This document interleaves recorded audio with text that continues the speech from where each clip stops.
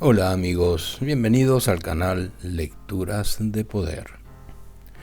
Continuamos con los comentarios psicológicos sobre las enseñanzas de Gurdjieff y Uspensky del Dr. Maurice Nicoll. Esta vez vamos a tratar la charla que dio el 30 de septiembre de 1944 durante la Segunda Guerra Mundial. Se titula Lo que el trabajo enseña sobre la guerra. Esta es una disertación importante. Se hicieron muchas preguntas sobre la manera como el trabajo contempla la guerra y particularmente esta guerra. La gente decía, ¿qué es la guerra? ¿Por qué ha de haber guerras? O decían, ¿acaso Dios desea la guerra? Y si Dios desea la guerra, ¿cómo puede ser Dios? De hecho, muchas personas que tienen un centro magnético, el poder de discernir las diferencias en la calidad de las cosas y el poder del pensamiento espiritual antes que el poder del pensamiento físico, se sienten abrumados por los crecientes horrores de la guerra. Algunas personas preguntaron a Uspensky al comienzo de esta guerra por qué había sucedido, a qué se debía, etc. Les contestó, todos los que están en este trabajo deben tratar de comprender por qué existe la guerra. Enseñaba constantemente que la fuerza más poderosa que se puede crear en uno mismo es la comprensión. Dijo, el trabajo nos hace conocer nuestra situación en esta tierra y la comprensión es comprensión del conocimiento que nos es dado desde nuestra situación en la tierra. Sin embargo, la mayoría de las personas creen que la comprensión se puede lograr simplemente partiendo del conocimiento ordinario y no se dan cuenta de que, con el fin de comprender, es necesario un nuevo conocimiento y que este nuevo conocimiento debe combinarse con nuestro ser con el fin de crear una nueva comprensión. Ahora bien, la primera cosa que se dice a este respecto es que la voluntad del absoluto no llega directamente a esta tierra. Si se prefiere, se lo puede llamar Dios absoluto en el sentido supremo, pero el trabajo no emplea este término. El rayo de creación explica cómo la voluntad del absoluto, o el Dios supremo, desciende en sucesivas etapas de creación mediante la acción de la ley de tres, la ley de tres fuerzas, reduplicándose continuamente a sí mismo. Como es sabido, en la Tierra, en términos del particular rayo de creación al que pertenecemos, estamos bajo 48 órdenes de leyes. La voluntad del absoluto, según esta enseñanza, solo puede llegarnos en la forma de 48 órdenes de leyes. Esto es, la voluntad del absoluto no puede llegarnos directamente.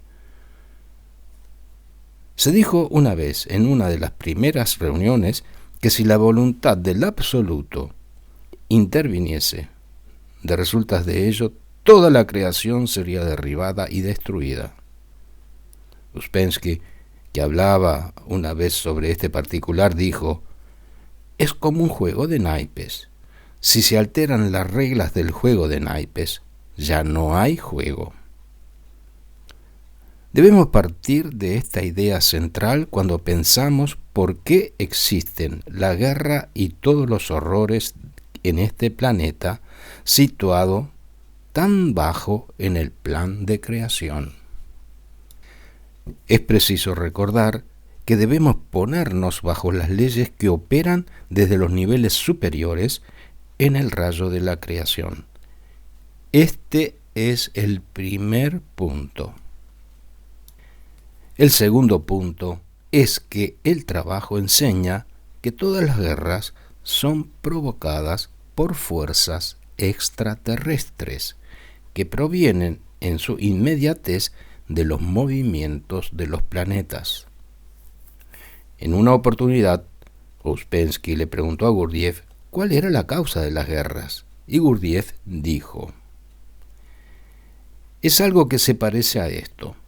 Dos planetas se aproximan uno al otro hasta estar bastante cerca y producen una tensión que se refleja en la Tierra y puede proseguir durante muchos años en cuanto al tiempo humano. De esta observación de Gurdjieff, Ouspensky comprendió que el tiempo era diferente en las diferentes escalas. Esto es, el tiempo planetario puede ser momentáneo para los planetas, pero muy largo para la humanidad en la Tierra. Ouspensky entonces preguntó a Gurdjieff de qué modo podría impedir el hombre que las tensiones extraterrestres obraran sobre él tan como lo hacían. Gurdjieff dijo que esas tensiones afectaban al hombre porque aún no estaba apropiadamente desarrollado, no gozaba aún de plena conciencia, y que si el hombre fuera consciente, esas tensiones producirían resultados por completo diferentes, y en lugar de producir una corriente de hechos destructivos, producirían una corriente por completo diferente. ¿Y cuál sería el resultado de un aumento de tensión entre los planetas si se lo tomara más conscientemente? La tensión interior, ya sea debida a los planetas o a las cosas que suceden en el nivel del Sol, obraría sobre el hombre que trabaja más conscientemente, aumentando su conciencia y lo despertaría en lugar de adormecerlo más, de hacerlo más violento, más destructor. Como es sabido, el objeto de este trabajo es hacer que los centros ordinarios tengan la posibilidad de recibir a los centros superiores de un modo correcto. Tal como somos ahora, si recibiéramos directamente la fuerza de los centros superiores, lo cual es comparable a recibir millones de voltios repentinamente, enloqueceríamos, o tendríamos acceso de violencia o ataques de epilepsia, o nos volveríamos 1000 veces más negativos, más llenos de odios y deseos de matar. Porque el hombre está dormido, el trabajo enseña que no puede recibir la fuerza para su despertar a menos que trabaje sobre sí durante largo tiempo, y de este modo impida que cualquier aumento de fuerza recibido por él se convierta en estados más negativos o en estados de violencia. Toda la enseñanza esotérica trata de esta preparación de los centros inferiores y del trabajo sobre ellos para la recepción de los centros superiores que provienen de un punto mucho más elevado en el rayo de creación. El tercer punto es que si bien el hombre forma parte de la vida orgánica en la superficie de la Tierra, que fue creada con el fin de dar un choque transmisor entre las notas Fa y Mi en el rayo de creación, de modo que las influencias pudieran pasar desde las partes superiores del rayo a las yemas terminales, que son las lunas. Ya no es necesario que en esta etapa sirva bajo esta esclavitud. Gurdjieff dijo que en este periodo ya no era posible que la humanidad fuera esclava de la fábrica de dolor de la Tierra llamada la vida orgánica. La vida cuyos sufrimientos alimentaban a las partes inferiores del rayo. incluso nuestra luna, que se desarrolla gradualmente en términos del tiempo planetario. Dijo que si el hombre pudiera ser más consciente, sería capaz de poner término a su esclavitud, pero que debido a los hábitos formados a través de los siglos, hábitos de sentimiento, de pensamiento, de actitud, etc., al parecer el hombre seguirá sirviendo a un propósito que ya no es más necesario. El problema es, dijo Sinambagues, que el hombre ha alcanzado una etapa en la que puede ser más consciente, y si lo hiciera así, todo cambiaría. Pero debido a las tradiciones, a los prejuicios, debido en suma a su mecanicidad, no puede llegar a ese punto, y así se deja ir cuesta abajo justo en el momento en que pudiera darse un choque y pasar a un nuevo orden de realidad. Al preguntársele si el desarrollo del totalitarismo era un progreso en la dirección correcta, dijo: no, muy al contrario. El hombre se pone simplemente bajo una mayor esclavitud mediante esos movimientos colectivos. El desarrollo de la conciencia es un desarrollo individual. Y, como lo dije frecuentemente, cuando sobreviene la guerra, el hombre se desprende de la ínfima cantidad de conciencia que normalmente posee. De hecho, se vuelve completamente demente y no se da cuenta de su demencia. La conciencia es pesada y medida y solo hay cierta cantidad de conciencia. Pero esta fuerza de conciencia sería suficiente para realizar un cambio completo en la Tierra si la gente la usara. Al preguntársele lo que pensaba acerca del futuro, Gurdjieff dijo que los hombres habían tomado el rumbo que llevaba a una disminución de conciencia y que constituirían colonias de abejas o colonias de hormigas.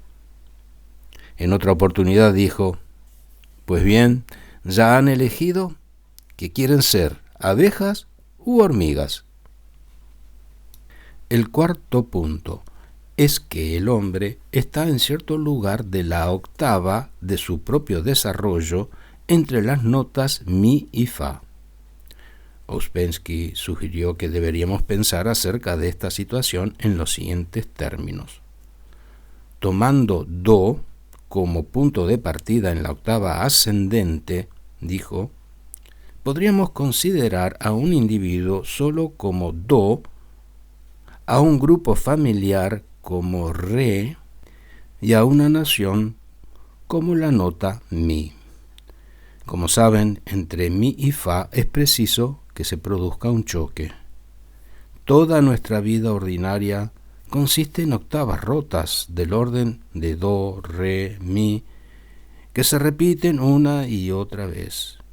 Ouspensky prosiguió: para llegar a la nota fa con relación a la humanidad, mientras que el hombre debe tener su sentimiento individual en la nota do, su sentimiento familiar y la responsabilidad en la nota re, y su sentimiento nacional en la nota mi, y debe pasar a un nuevo sentimiento en la nota fa, en la que puede sentir la existencia de las otras naciones.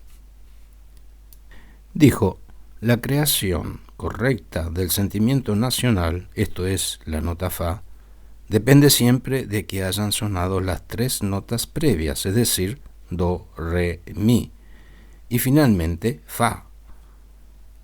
Los intentos artificiales de hacer sonar la nota fa, a la que podemos llamar conciencia internacional, se hacen a expensas de las notas do, re, mi. Esto equivale a decir que se pide a la gente que sea enteramente colectiva y que sacrifique su individualidad por una organización colectiva.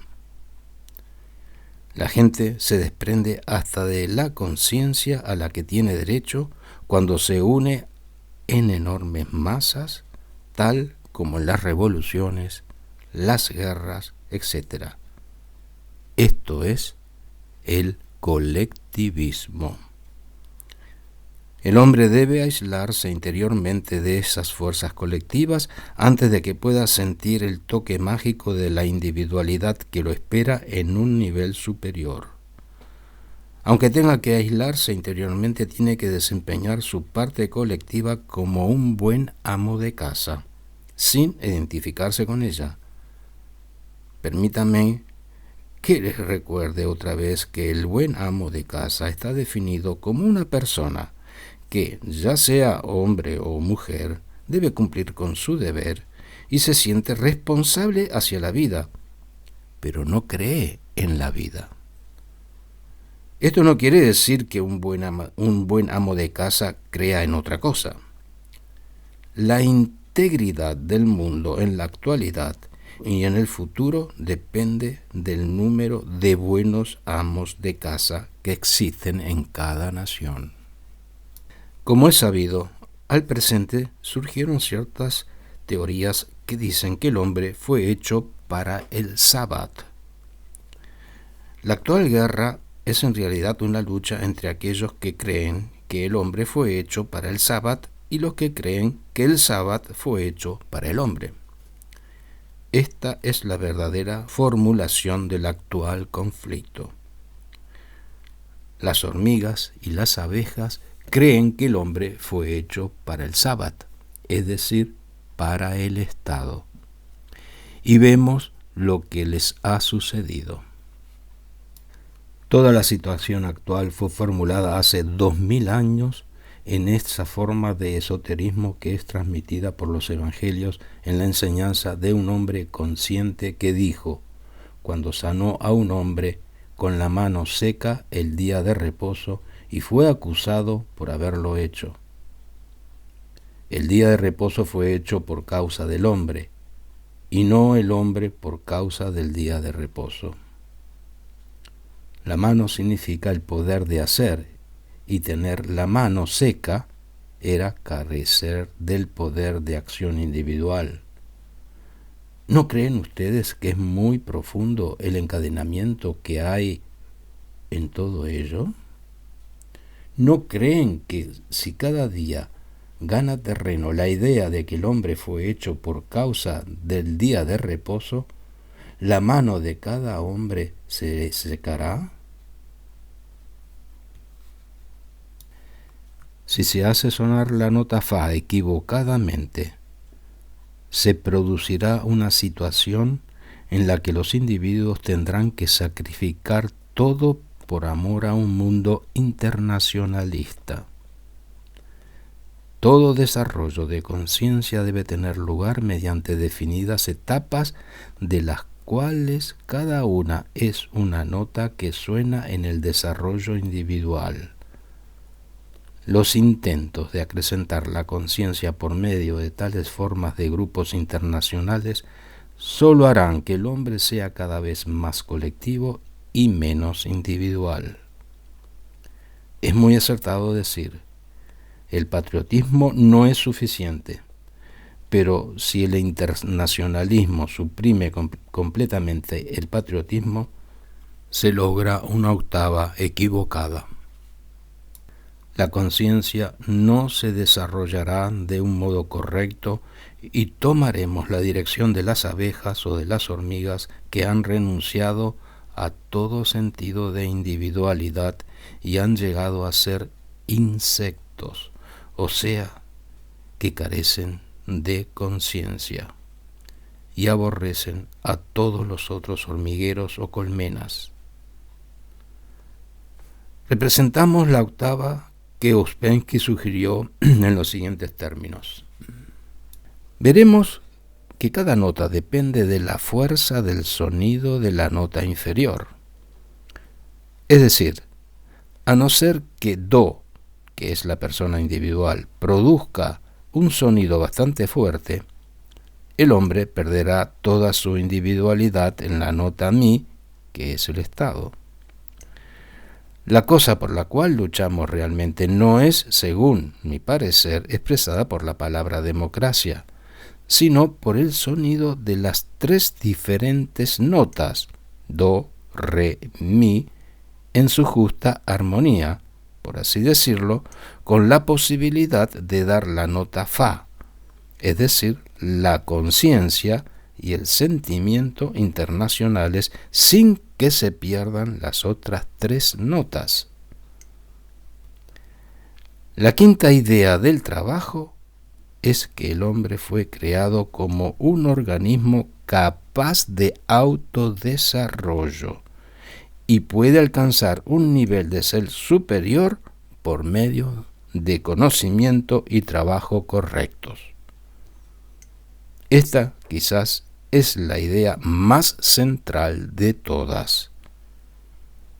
El hombre es inferior a sí mismo tal como es, dormido en el mundo y al servicio de la naturaleza.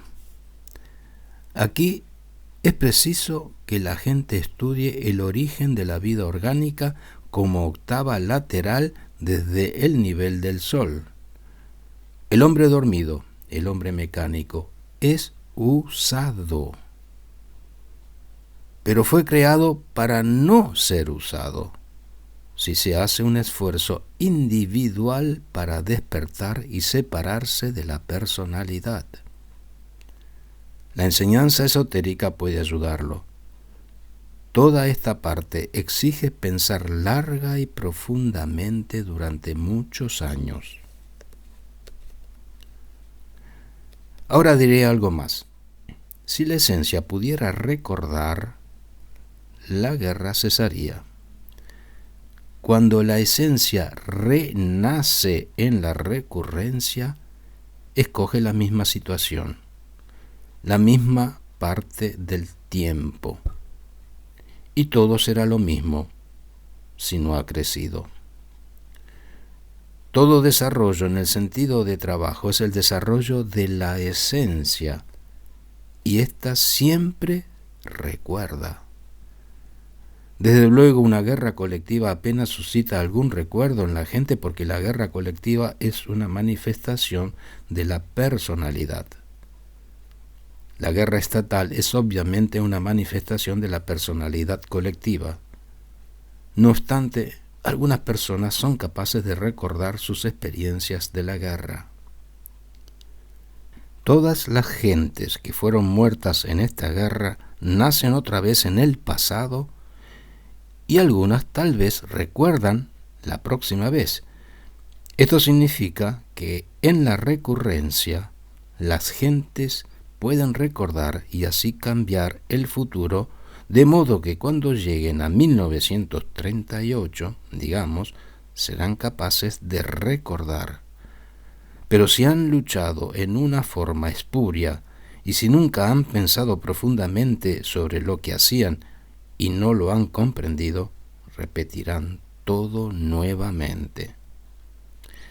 Todo el progreso de la humanidad depende de aquellos que recuerdan, de aquellos que repitiendo otra vez al pasado, recuerdan lo que sucedió antes, entre comillas, en el futuro.